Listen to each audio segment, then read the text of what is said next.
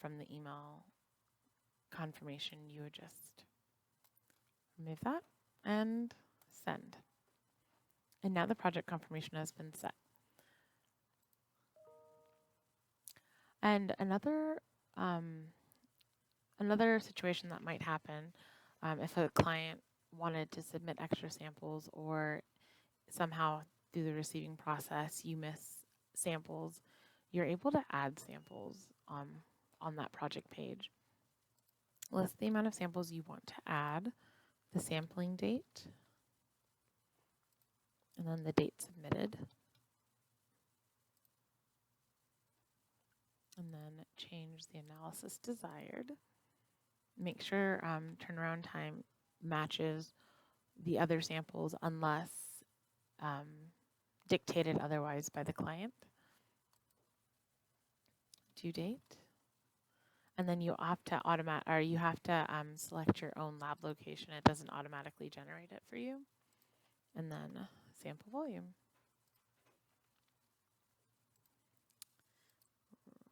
Oh. We're going to start at 4. Bedroom 1, bedroom 2. And none of them are blanks and none of them were collected outdoors. So that is good. And then whenever you add samples, you have to go through the QA project step once more. And then it would show you the same issues that you had. So no COC, already QA'd. As you can see, these two weren't, so that's why you have to do it once more. Instead of QAing these, I'm going to show you how to delete samples. So you can delete samples in 2 locations. You can delete them by group, and then you can delete them by the actual lab sample. By group, you would just select the little hyperlink. And before you can delete a sample, you have to delete the sample analysis. Uncheck all of the samples you want to keep. And then update. Okay, and as you can see, the samples are still there, but their analysis is not. It's just stating that they're Spore Trap cassettes with no analysis. Then you're going to go by group again. Again, uncheck all of the samples you do not want to delete. And now select delete selected samples, update, deleted. And then, so now in order to show you how to do it the other way, I'm going to have to add samples back, so I'll add 2 again.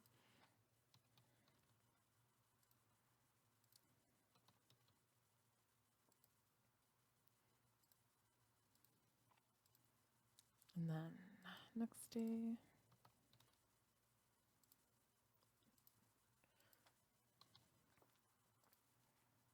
And, oh, nope.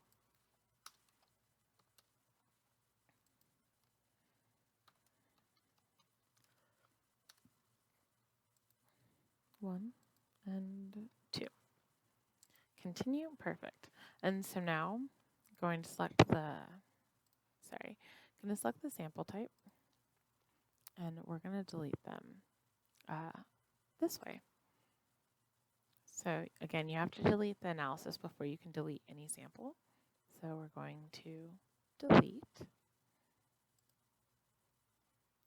And now you can see that delete sample is now selectable. We're going to delete that. And then you can also change the analysis type if you accidentally chose the wrong one, or the client has changed their mind on what they would like. It lists all of the analyses, or the sample, it lists all of the sample types permitted. So let's make this a PCM instead of an air cassette. So now we're going to update. Oh, yeah, sorry. So you have to delete the analysis before you can select a sample type. So let's say they only submitted 3 air cassettes and 1 was a PCM. And obviously for PCM, you cannot run spore trap analysis, so you can change the sample type within the system instead of having to delete the sample, add a sample type and change what it is. You can just delete it or modify it within our MLab system. So asbestos cassette, I'm going to update. Perfect, it likes that. And now we have to add an analysis.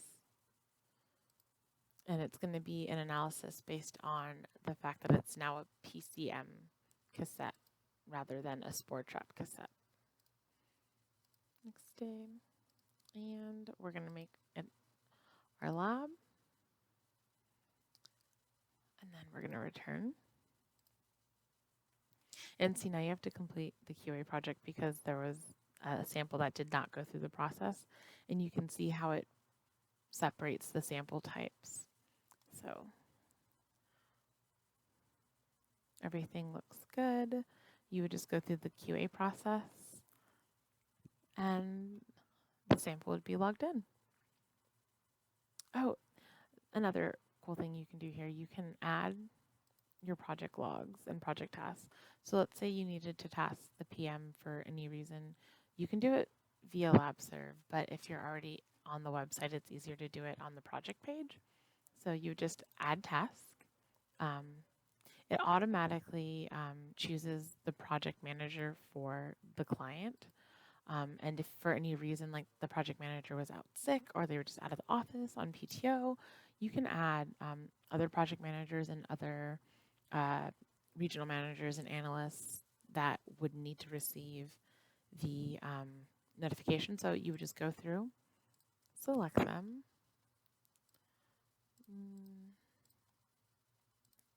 and then write what you needed to write. So like, hey, Shannon.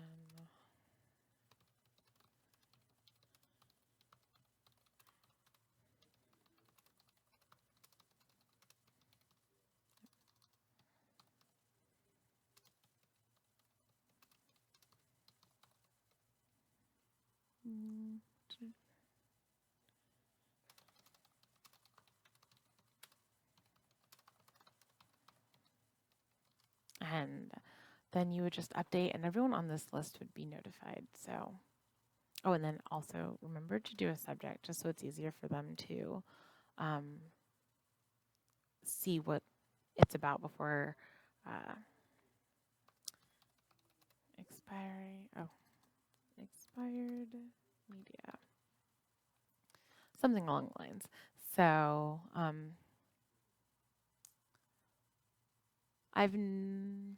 yeah. So we're going to return view project. I'm trying to think of anything else that I need to show you. Oh, yes. Okay. So let's say while you were receiving, you forgot to add a contact or you need to change the contact for this project. You can do that here. So on the project page, you would just go change, and then you can add the contact necessary. So maybe SPAT needs it, but also maybe P-Gates needs to receive it. Click continue. And now you have both contacts on file. If you ever, for some reason, have logged a project into the wrong account, you would need to task the project manager to have them switch it over to the appropriate account. And yeah, you just like detail what happened and then ask them to switch it and they would do that for you.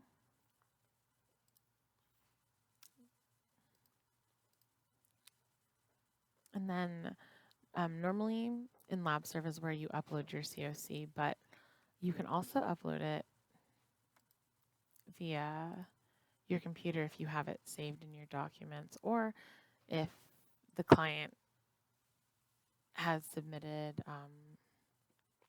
another COC that was revised, log that in scan it, and then let's say,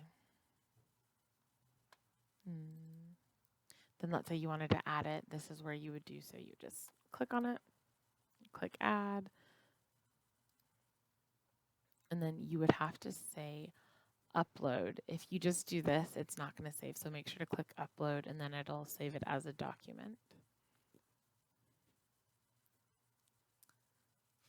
And that covers pretty much the entirety of logging in samples. Add samples, you've already, individually, you've seen that.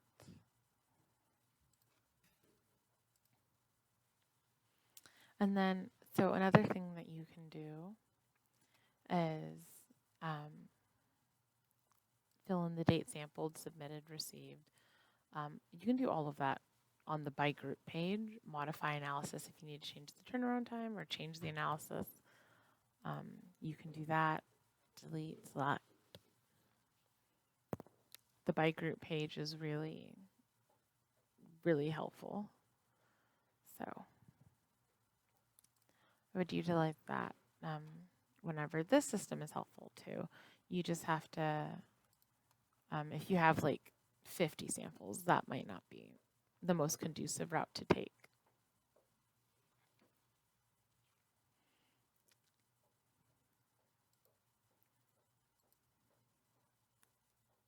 Okay, well, thank you for coming along with me, and happy logging in.